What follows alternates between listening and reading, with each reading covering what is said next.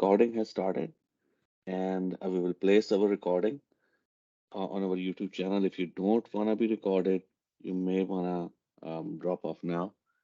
And with that, I will hand over the floor to Inayat. Please take it away. All right, thanks, Naveed. Yeah, thank you everyone for joining today's session. So I appreciate it, and hope you guys are ready for the weekend. So thanks again for joining. So today I'll be mainly quickly covering the prompt flow, which is currently in the preview at the moment. So there potentially could be more changes would coming down the road, but definitely if you guys are playing with this prompt flow, uh, share your feedback as you can. So let's start with the jump into the agenda. So I'm going to just quickly run through some of the challenges which prompt flow is going to address and how really it helps current projects or new projects which are currently using Gen AI capabilities at the moment, right? And what is really the high level process around the prompt flow? That's what I'm going to be covering. And then covering some of the key concepts and high-level benefits and capabilities that prompt flow offers, and then we'll jump into the demo. So I'm not going to take too much time on the slides, and then eventually we'll just jump into the demo and then dive into it. And feel free to ask any questions that you might have. Again, this is still in preview, so things may be updating on a regular basis. So if something breaks, then we'll take a look into those. All right, so as you guys may have already been on Gen AI journey, and most of the people have been deploying some solutions in this space, right? Whether you are building your chatbot or Q&A kind of a scenario and stuff like that.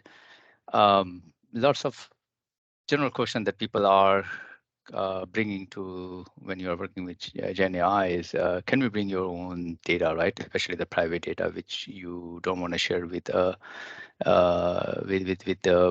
a public network, or having it probably logged somewhere, which could potentially be used by others, right? So that's the normally question and challenge that people are normally trying to bring this question up.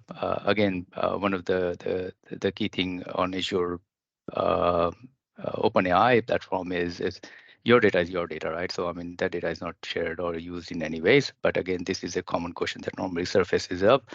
And the other question, there are other challenges that people are facing is they think that OpenAI is some kind of a database of which has some data or something like that, right? So that's not really the case.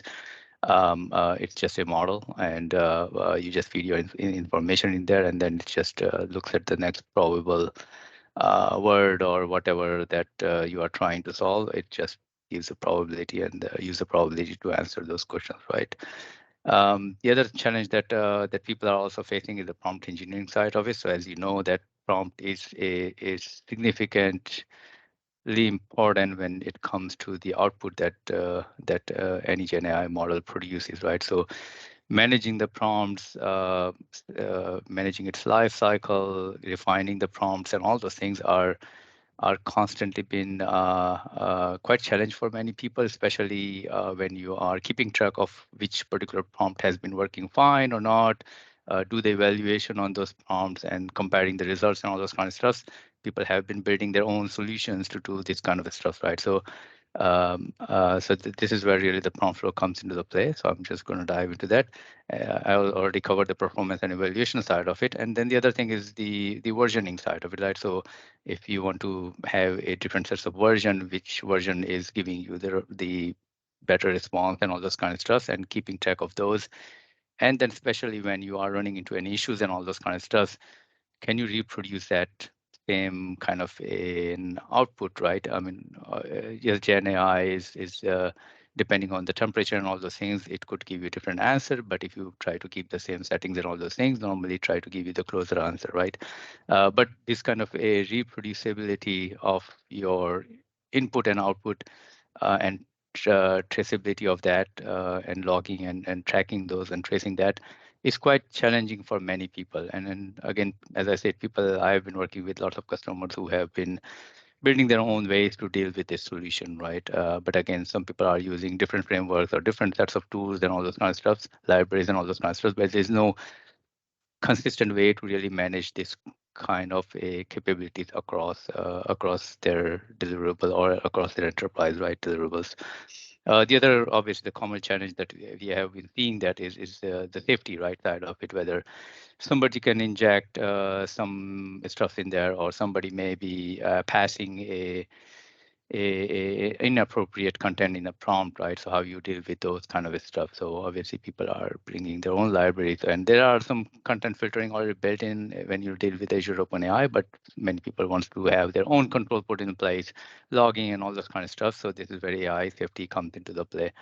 At a very high level, this is very a quick process, and which the next slide also dives into that. I'm not going to dive too much into that. I'm pretty sure you guys have been dealing with this with the Gen AI, where you are crafting your prompt and tailoring that to your needs, and then using that prompts to execute your LLM model.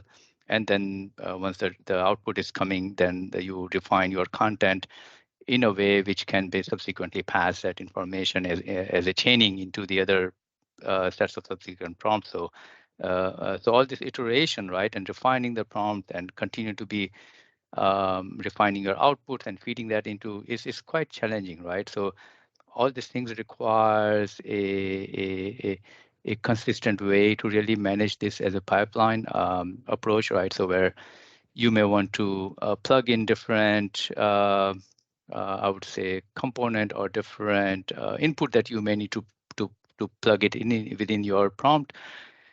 Is something you want to manage it as from a pipeline perspective, right? So that whole management and orchestration of pipeline becomes quite challenging if you don't have a proper framework in place. So this is where again the prompt flow comes into the play and then help you in addressing some of these challenges. So quickly jump into the slide. I already briefly covered this high level flow. You can take a look at it. The documentation is already available. But again, this really goes through the prompt flow model, how you modify the prompts and all those things and do the prompt engineering. And once you are satisfied with that prompt, and then you run that through and then perform some kind of an evaluation comparison between your what prompt is generating or your Gen AI is generating versus what your actual fact is, right? Your groundedness is there, right? So you do want to compare and then see what kind of accuracy you may be getting or recall or whatever that measurement that you are doing. You are comparing those against, right? Your output.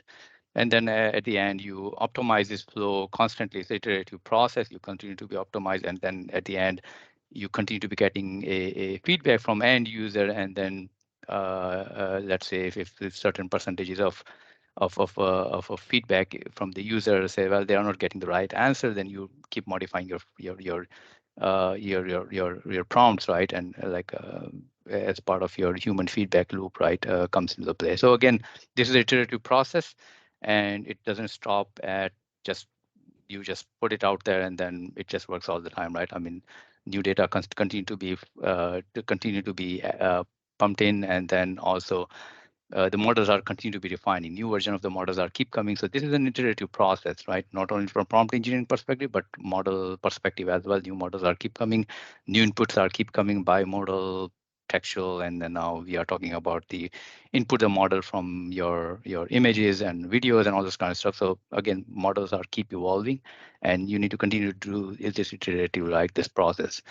So some of the key capabilities are already very high level, right? What prompt flow is. So prompt flow is really a development tool designed to streamline the whole entire development process, right? For your Gen AI or LLM powered applications that you have. So it really helps you orchestrate and manage the whole end-to-end pipeline, and not only the management of pipeline, but at the end also you can deploy this model in a managed online endpoint perspective, and then people can call that model. So it's really full end-to-end life cycle from starting all the way to the deployment side of it. So some of the key capabilities, yeah, so you can develop your workflow.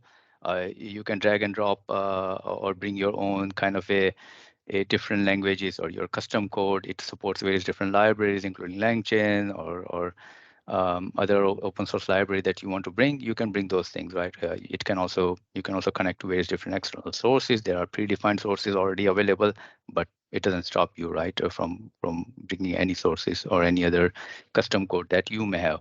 The other key capabilities is a way to really test and evaluate your prompts and responses, and a way to really measure them against the metrics that it produces and how it performs and all those kinds of stuff, right? So it gives you that capability there. And also the other thing, important thing is the different prompt variants, right? So you may want to try different prompts, and this is again part of the prompt engineering where you may have 5 or 6 different prompts, and you want to evaluate which particular prompt or refinement of the prompt is working well for your particular use case, right? So you can compare those results across the different variants of solving the same problem, right? And at the end, you can do compare and then deploy your model as a managed endpoint. So there's are very high level capabilities there. Key concepts, which I'm going to showcase to you. One is a connection. So first thing is you have to set the connection in order to connect to your remote API or data sources. The other one is runtime, right? Where you need to this is where there's a pre-built Docker images available. So you need to associate your runtime to your compute cluster or whatever that you have already provisioned in your Azure ML. Again, one thing to mention, prompt flow is part of the Azure ML. So all the compute instance or cluster that you are running, you can use those towards your runtime. And then at the end, the next key concept is the flow, where these are then individual kind of a nodes, you may call it, in the pipeline, or flow, which how your prompts or your input flow into another input, right? So this is where you put certain components, put it in a way, lined up in a way, parallelly or sequentially or whatever. This is where you build your flow for your pipeline. And then the tools are very specific function or unit of functions, you may call it, which you use that to for your specific task, right? So any tools you can bring, or if the existing tool doesn't meet your need, you can just put that as a Python tool, and then you can write your own code, and then you can do whatever you want in there. The other key concepts of variant, which I briefly covered, that the variant is very a a different if you have a different prompts or same prompts or same goal you are trying to achieve, but then you want to try different variants of that, see which one particular works well or not. So you can create a various different variants for the same prompt that you are trying to achieve your goal. So that's a key concept here.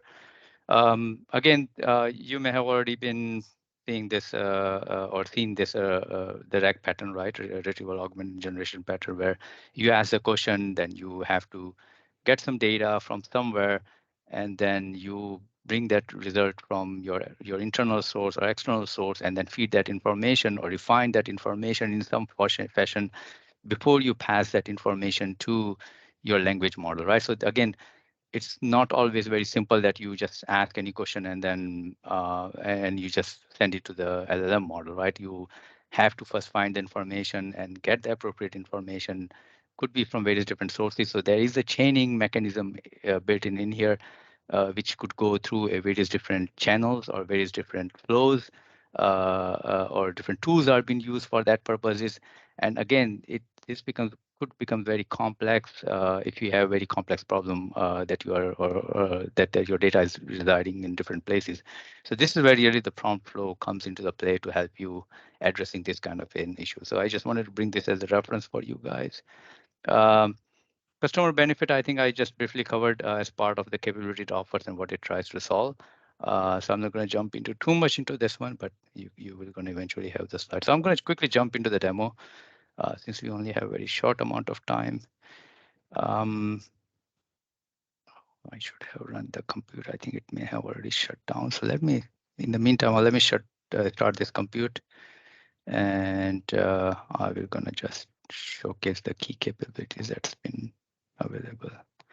So as I mentioned, right, so you need a compute in order for associating your runtime to it, right? So so here is what you are going to see if you are on the preview feature. It's part of the Azure ML.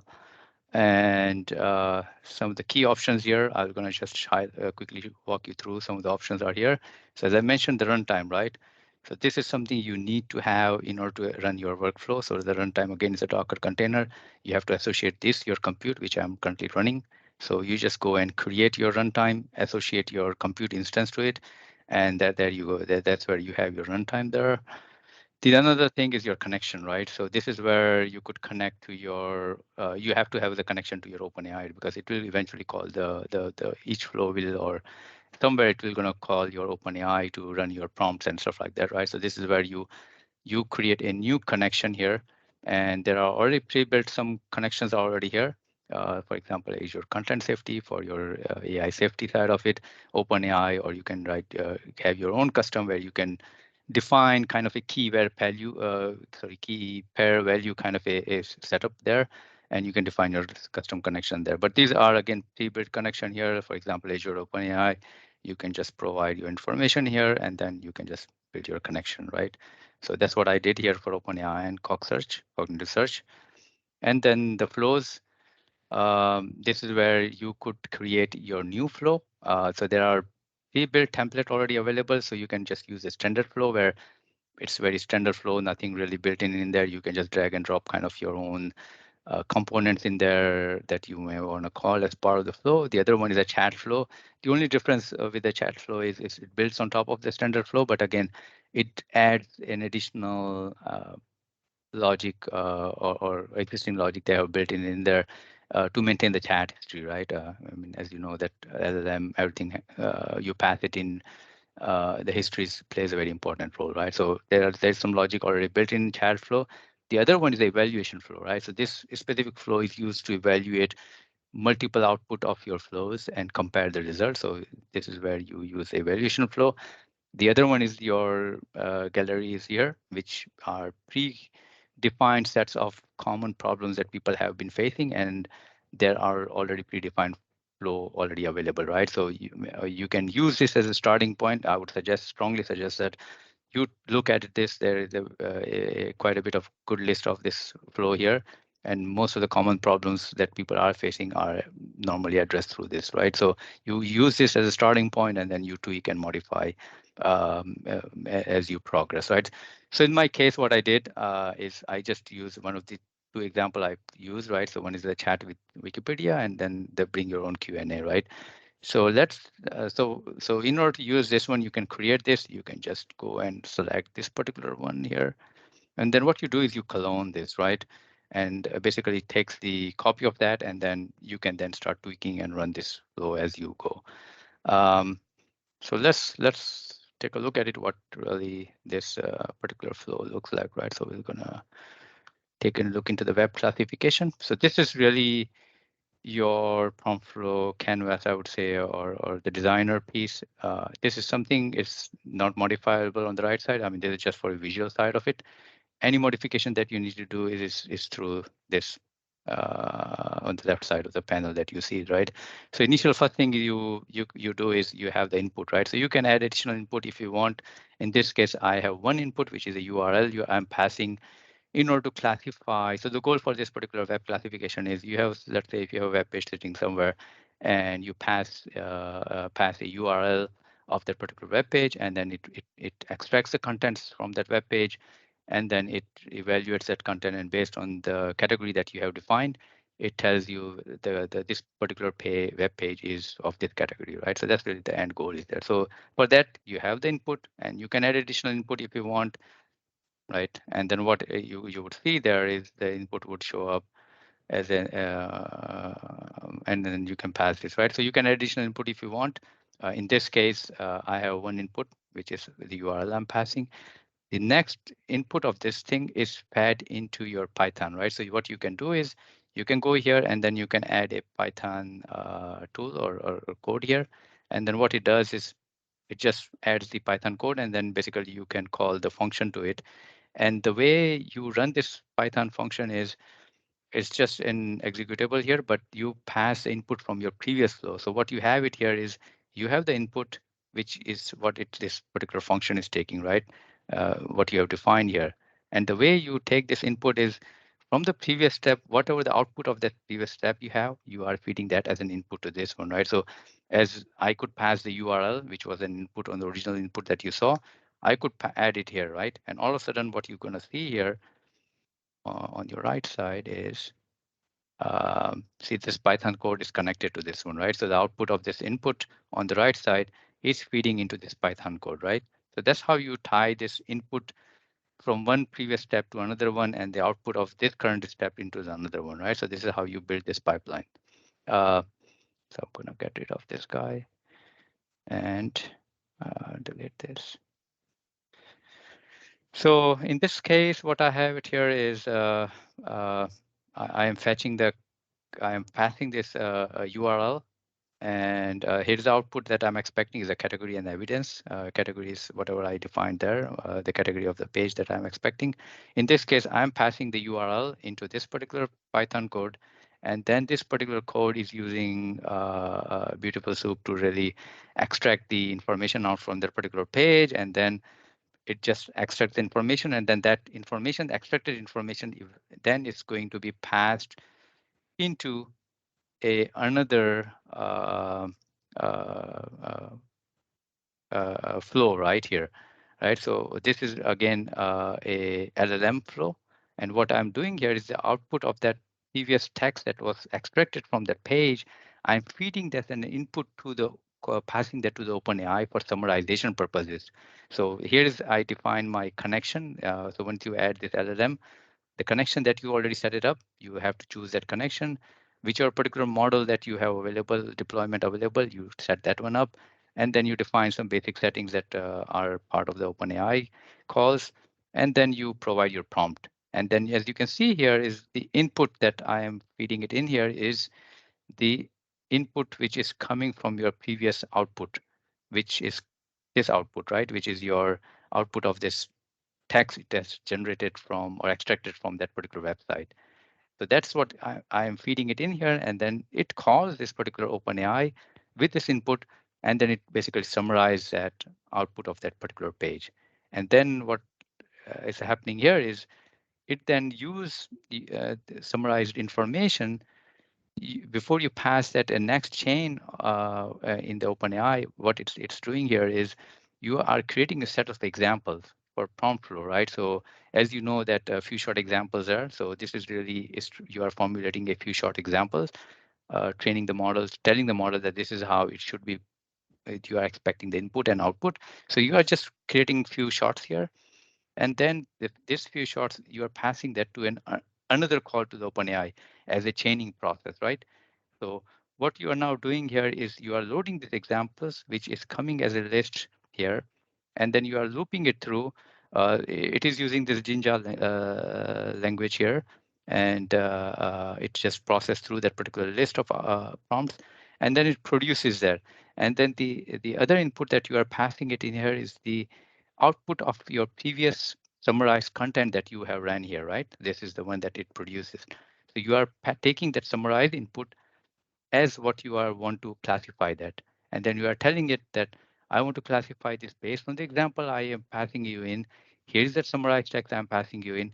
Give me the category. So the output is going to produce is the sets of uh, the categories is going to define. And then you use that output towards your towards your classification, and then it just produces that output for you. So if you run this whole thing, which you can just run it from the top, or you can just individually run it in this case. So you can run it from here.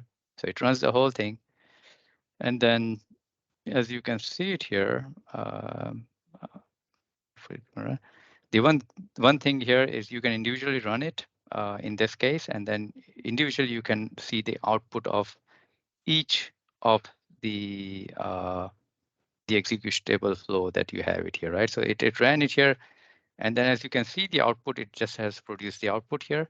And for each of this particular step, you could go and dive into and look into the assessing the what is the log associated, right? So you could see the log for each of this output individually, or you could go on the top here, and then you could go the view output, and then it's going to show you the output for that particular run with the logs and everything, what it produces, the metrics that has associated with each of this run and all those things. It just produces those kind of stuff.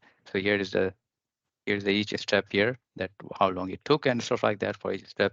And then you can see the input and output for each of the steps, what input has been passed in, what output it produces, and you can do a traceability of that one. Um, so again, this is a way to run this whole thing. The other thing is you can also do the bulk test, right? So you don't have to run a one single URL you may pass, right? So you can do a bulk test around various different sites, and then you can evaluate that result. I know we are running a bit short of time, so maybe I can cover this whole evaluation piece during our next session. So I'm going to just probably stop here at the moment. I think this is probably a good stopping point. So probably in the next session I can cover is evaluation and the deployment piece, right? So I will just open up for the question and answer. If you have any questions, definitely I can address those. Folks, please feel free to open your mic and ask question if you have any, or post to the chat window.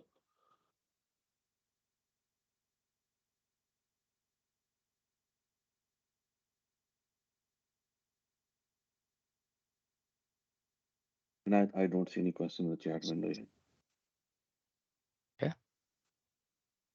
All right. Matt, So great yeah, deal, sorry, and go ahead. it's a great introduction to this for us who are just getting our first exposure. Thank you. It was a great presentation.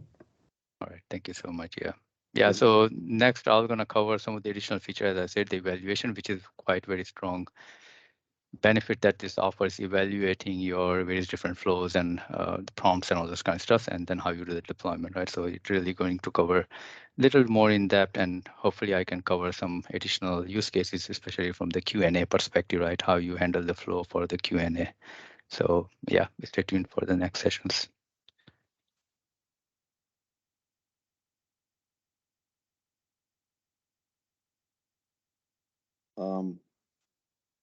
One last call. Any questions?